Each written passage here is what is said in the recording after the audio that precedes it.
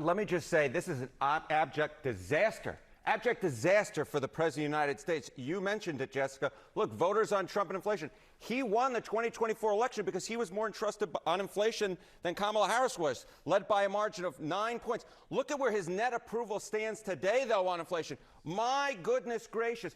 Into the gutter we go, underwater we go. He's 25 points underwater. My goodness gracious. That is where the Little Mermaid is, and he is matching the Little Mermaid. That's how far underwater he is on the issue that got him elected. He led on by 9 points on it last year, and now he's 25 points underwater. As I said, this is a complete and total disaster for the President of the United States. So let's look ahead to 2026 when a lot of all the House Republicans, some senators going to be on the ballot.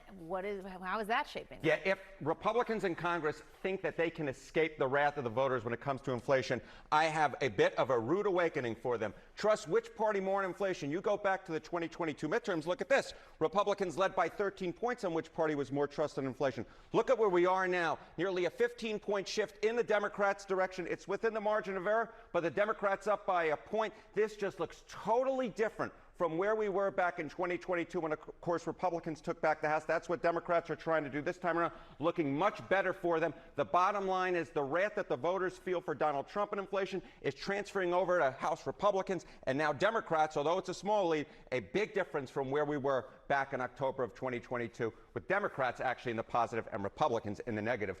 Very much the reverse of where we were just 3 years ago. Yeah, and so how do voters feel about inflation in terms of where it ranks and what kind of priority it is for them? Right. So we started off this segment by saying that inflation was the reason that Donald Trump was elected. It was the most important issue for the voters back last year at this point. And look at where we are today. What is the top issue for you right now? It's a runaway. It's inflation. It's 34% compared to the economy, which is basically very similar at 16%, Medicare and Social Security at 14%. But the bottom line is voters in poll after poll after poll say that Donald Trump has taken his eye off the ball, off the big issue of the day, which is inflation, and that is why Donald Trump is way underwater on this issue, and it's why Democrats have caught up to Republicans on the all-important issue of inflation. I can guarantee you this, Jessica, if these numbers look right now like they do, or will look on Election Day 2026, there is no way on God's green earth that Republicans can hold on to the House of Representatives. These numbers, as I said, an abject disaster for